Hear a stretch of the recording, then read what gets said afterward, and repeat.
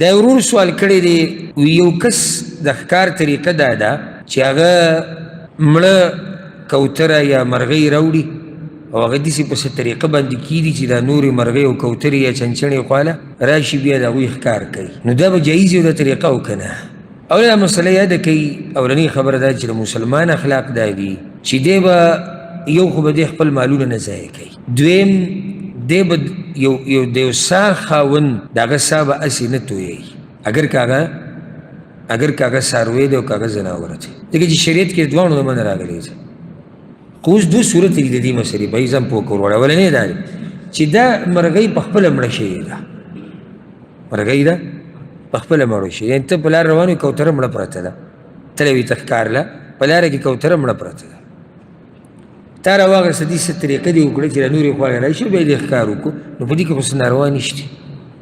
په دې کې څه ناروا نشته خو شرط پکې دا دی ګوره په ښکار کې ما یو څو ورځې مخکې ما نه سوال د ښکار باره کې شوی معلومه ښکار هغه چې ته یې خورې یا تې ستا بله فایدې یا د چا دپاره کوې بیا صحیح ده خو که هسې ټایم پاسې کوې او مستي کوې نو دا په شریعت کې نشته لکه اوس یو سړی وایي زه ټایم پاسې کوم او د یو سا خاوند وجنم د شریعت کې نشته جی دا زمونږ د بچو شوق دی بس لیګیا دا د سا خاوندان ولي نه ها د یو سړي یا دا کاروبار دی یا په دې اراده تللی دی چې ښکار کوي خوري یا یې چاله راوړي بیا صحیح ده نو دا رور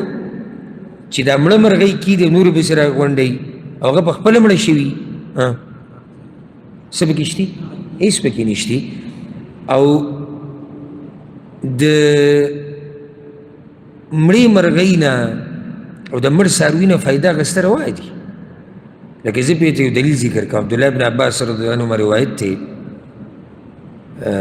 په صحیح مسلم کې دی امام بخاري هم راوړی چې د میمونه رضی الله عنها یوه وینځه وه یا غلام هغې له چا چې د ګډ ورکړی و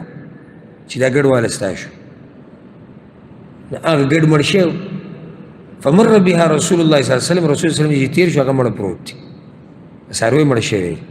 رسول وسلم هلا اخذتم اهابها دا سرمن به م ترې ویستې وو دې نه به م فایده اخیستې وه رنګ کړې به م وه وچه کړې به م وه هغه یا رسول الله دا خو مرداره ده نو رسول وسلم ته انما حرم اکلوها خوراک حرام دی هغه څاروی چې د هغه غوښه حلالی او دی مړ شو مردار شو د سرمن نه فایده اخیستی شي اختلاف په نورو کې دی بیا نو اوس دلته دی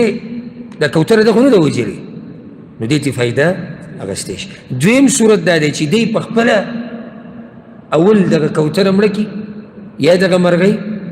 او بیا پې دا نور راټولوي نو دې ځای کې موږ وایو چې دا یو د سا خاوند وجل دی بې وجې د سا خاوند وجل دی بې وجې او هغه له تکلیف ورکول دا ناروا دي او هغه حدیث به تاسو ته یاد دي چې رسول وسلم پکې منع کړې ده چې حیوان له به هېڅ قسمه تکلیف نه ورکوه نه به په عذابوي هغه صحیح بخاري صحیح مسلم کې حدیث دی رسول وسلم وایي یو زنانه جهنم ته لاړه د پیشو د لاسه د پیشو د لاسه څنګه وضاحت یې داسې وکړو وایي دې سره یو پیشو یې تړلی دی فلا هي اطعمتها ولا هي ارسلتها حتى ماتت هزلا نو نه ولا په خپله خوراک ورکو نه د پیشو پرېښودو چې بهر ځان له خوراک وکړي نو هغه د لوږې نه مړ شو ښځه لاړه جهنم ته حیوان هم د سا خاوند دی څومره ښایسته دین دی زمونږ خو دا چې څوک د دین نه نه خبر که نه نو هغه هر څه کولی شي نو دا دویم صورت ناروا دی او اولنی صورت څه دی اولنی صورت چې دی هغه روا دی